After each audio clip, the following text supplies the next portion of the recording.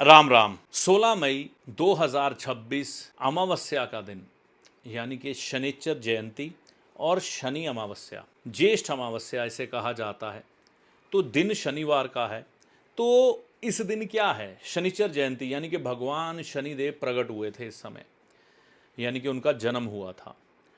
भगवान सूर्य उनको देखकर बहुत ज़्यादा क्रोधित हो गए कि मेरे जैसे तेजस्वी, ओजस्वी और सूर्य के भांति तेज लिए हुए हूँ मैं, और मेरा पुत्र इतना कोयले के समान काला और भयानक आंखों वाला, ये कैसे हो सकता है? तो माता छाया की तरफ उन्होंने देखा और अपने पुत्र की तरफ देखा तो बहुत क्रोधित हो गए कि मेरा पुत्र ऐसा नहीं हो सकता। लेकिन शनिदेव का जन्म ही कर्मों का हिसाब करने के लिए हुआ था।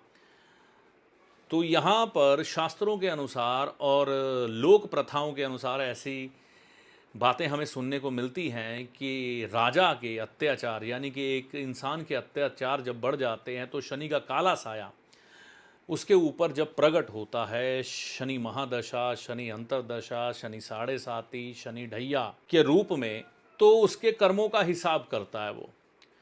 तो जिन लोगों पर किसी प्रकार से भी शनि की महादशा है, अंतरदशा है, साढ़े साती है, ढैया है, यह दिन विशेष है उनके आगे प्रार्थना करने का। आप अपने नज़दीकी शनि देवता जी के मंदिर में जाएं, और अगर परेशानियां आपके जीवन में आ रही हैं तो यह शनिचरी अमावस के ऊपर अगर आपको शनिदेव की महादशा है तो काली उड़द की दाल भगवान शनिदेव को अर्पण करें, किसी गरीब व्यक्ति को भोजन करवाएं, और गौ माता को, काली गौ माता को भी भोजन करवा के आएँ हरे चारे के रूप में, और शनिदेव से अपने भूले बिसरे बुरे कर्मों की माफ़ी मांगें अगर आपको शनिदेव की महादशा में पीड़ा मिल रही है।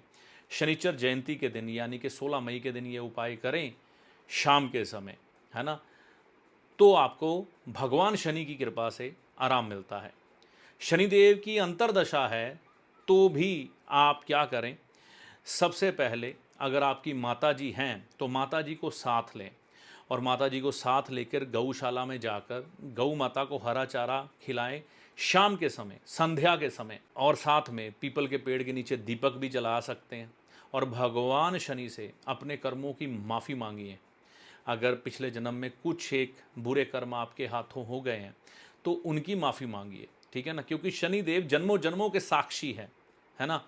जब सूर्य का प्रकाश नहीं होता तब भी अंधेरा कायम रहता है, यानी कि ब्रह्मांड की जो ऊर्जा है, इसी ऊर्जा में सूर्य का प्रकाश फलता फूलता है। ब्रह्मांड अनंत है। अनंत यानी कि अंधेरा।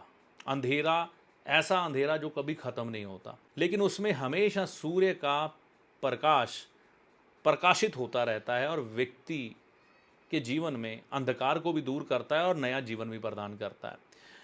तो यहाँ पर अपने कर्मों की माफ़ी मांगने से शनिदेव की कृपा प्राप्त होती है। अगर आप पर शनिदेव की किसी प्रकार से भी साढ़े साती चल रही है तो अपने पितरों के निमित्त आप ज़रूर कोई ना कोई कर्म करें, चाहे पितरों के नाम पर तर्पण या उनका पिंड भर के आएँ, ताकि अगर वह रुष्ट हैं, आपके जीवन में बहुत सारी रुकावटें आपको लगातार देखने को मिल रही है, बच्चों की विद्या पूरी होने के बाद उन्हें नौकरी नहीं मिल रही, विवाह नहीं हो रहे, इनकम शुरू नहीं हो रही, हरिद्वार आप जा सकते हैं, आप बनारस जा सकते हैं, उज्जैन जा सकते हैं, कालहस्ती, ब्रह्म कपाल जो कि बद्रीनाथ भगवान के पास है, नासिक है, कालहस्ती है।